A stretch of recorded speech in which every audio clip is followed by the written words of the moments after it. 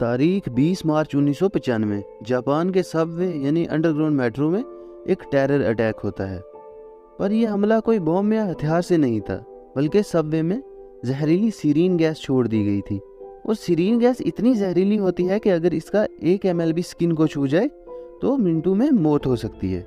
इस हमले के पीछे था एक मास्टरमाइंड जो कि खुद को कभी महात्मा बुद्ध का अवतार बताता था, कभी भगवान विष्णु का, कभी ईसा मसीह का, और आखिर में जाकर तो इसने एक अपना ही नया मजहब शुरू कर लिया था। इस इंसान का नाम था शिंजो मात्सुमोटो, जो कि इसने बाद में बदलकर शोको असाहारा रख लिया था। शोको असाहारा का जन्म एक चटाई बनाने वाली फैमिली में हुआ। इसको जन्म से ही ग्लूकोमा इन्फेंटाइल नाम की एक बीमारी थी, जिसकी वजह से उसकी बाईं आंख की रोशनी बिल्कुल खत्म थी और दाहिनी आंख से उसे धुंधला दिखाई देता था। इसकी वजह से उसे ब्लाइंड स्कूल में पढ़ाई के लिए छोड़ा गया। पर वो स्कूल में बच्चों को मारता पीटता और उनसे पैसे छीन लेता और उनको जान से मारने की धमकियां देता।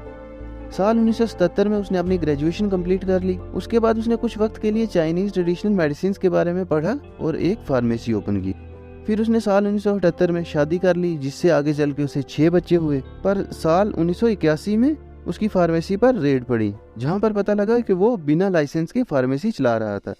इसलिए उसे हैवी फाइन्स भी हुए और फार्मेसी भी हमेशा के लिए बंद हो गई। इसी दौरान उसने रिलीजियस टेक्स्ट को पढ़ना शुरू किया और खाली वक्त में वो रिलीजियस फॉल्क जैसे ताओइज्म या फिर चाइनीज फॉल्क के बारे में पढ़ता। फिर इसने इंडियन योगा के बारे में पढ़ा और फिर बुद्धिज्म की भी कुछ किताबें पढ़ी। साल 1987 में उसने भारत का एक दौरा किया। भारत से लौटने के बाद उसने जापान में जाकर अपने योगा सेमिनार शुरू किए और इसी दौरान उसने अपना नाम शिंजो मात्सुमोटो से बदलकर शोको असाहारा रख लिया। आहिस्ता आहिस्ता लोग उसके सेमिनार्स में आने लगे और जैसे ही भीड़ बढ़ी उसने अपनी नौटंकी चालू कर दी। पहले तो वो खुद को भगवान शिव का अवतार बताने लगा और दावा करता कि वो शिव जी से डायरेक्ट बात कर सकता है और शिव जी ने उसे बहुत सारी शक्तियाँ दी हैं, जैसे कि वो दीवार के आर पार देख सकता है, वो बिना सांस लिए 6 घंटे तक पानी में रह सकता है और वो हवा में भी उड़ सकता है। उसने अपनी ऐसे कुछ फोटो भी जारी की जिसमें कि वो हवा में उड़ता दिखाई दे रहा है। फिर उसने साल 1987 में ही अपना नया मजहब शुरू किया, जिसका नाम उसने ओम शिनरिक्यो रखा। साल 1999 तक उसके इतने फॉलोअर्स हो गए थे कि जापान की अथॉरिटीज से उसे लीगल रिलीजियस स्टेटस मिल गया। पर उसका मजहब फॉलो करना इतना भी आसान नहीं था। शोको असाहारा का मजहब फॉलो करने के लिए आपको अपनी प्रॉपर्टी धर्म के नाम करवानी पड़ती, उबलते पानी में नहाना पड़ता और यहाँ तक कि असाहारा का खून भी पीना पड़ता था। फिर कुछ वक्त गुजरा तो वो खुद को महात्मा बुद्ध का अवतार बताने लगा। जी हाँ, अब वो भगवान शिव से महात्मा बुद्ध पे आ गया और वो खुद को शांति दूत बताता, पर अंदर अपने खास फॉलोअर्स के सामने अपना असली प्लान बताता था। वो कई लोगों की किडनैपिंग में भी इन्वॉल्व था, पर अब तक वो इतना ताकतवर हो चुका था कि कोई भी उसका कुछ नहीं बिगाड़ पाया। उसका असल मकसद था जापान का सम्राट बनना, इसलिए साल 1990 के इलेक्शंस में वो चुनाव में उतर गया। पर उसे सिर्फ 1700 वोट्स ही मिले, जिससे वो बौखला गया। अब वो खुद को ईसा मसीह का अवतार बताने लगा और कहने लगा कि क़यामत नज़दीक आ गई है और अब वही लोग जिंदा रहेंगे जो उसके साथ हैं। और उसने आगे ये भी कहा कि जो मेरे या मेरे भक्तों के हाथों मरेंगे उनको जन्नत मिलेगी, बाकी सब नर्क में जाएंगे। और वो बाकायदा सो कॉल्ड क़यामत की तैयारी कर रहा था। उसने बहुत सारे वेपन्स के साथ साथ केमिकल वेपन्स भी तैयार रखे थे। उसने AK-47 राइफल्स, सीरीन गैस के भंडार अपने पास जमा करके रखे थे। उसने एक मिलिट्री कॉन्ट्रैक्टर को भी अगवा करवा लिया था, जिससे उसने टैंक्स के ब्लूप्रिंट्स बनवा लिए थे। उसके पास एक मिलिट्री हेलीकॉप्टर भी था।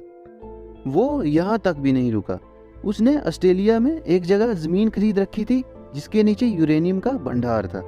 और फिर आया साल 1995, शोको असाहारा के मुताबिक क़यामत का वक्त। उसने अपने भक्तों से कहा कि अब हमें ज़्यादा से ज़्यादा लोगों को जन्नत में भेजना चाहिए। 20 मार्च 1995 शोको असाहारा के मुताबिक क़यामत का पहला दिन। उसने 3 टीम्स बनाई जिनको सीरीन गैस देकर जापान की सबवे में भेजा गया। उन टीम्स ने सबवे में गैस की पॉलीथीन रख के उनको नुकीले अम्ब्रेला से चुभोया और वहां से चले गए। कुछ टाइम बाद लोगों को आंखों में जलन होने लगी, कुछ बेहोश होने लगे, पर किसी को पता नहीं था कि उनके साथ क्या हो रहा है। प्लान तो यहाँ पर हजारों लोगों को मारने का था, पर इस हादसे में सिर्फ 12 लोगों की जान गई, पर 6000 से ज़्यादा लोग इफेक्ट हुए।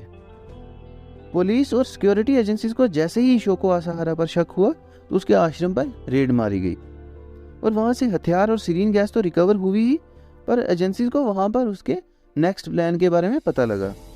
असाहारा का नेक्स्ट प्लान था हाइड्रोजन साइनाइड से लोगों पर अटैक करना, जो कि सीरीन गैस से भी ज़्यादा घातक है, पर रेड पड़ने की वजह से उसका ये प्लान नाकाम हो गया।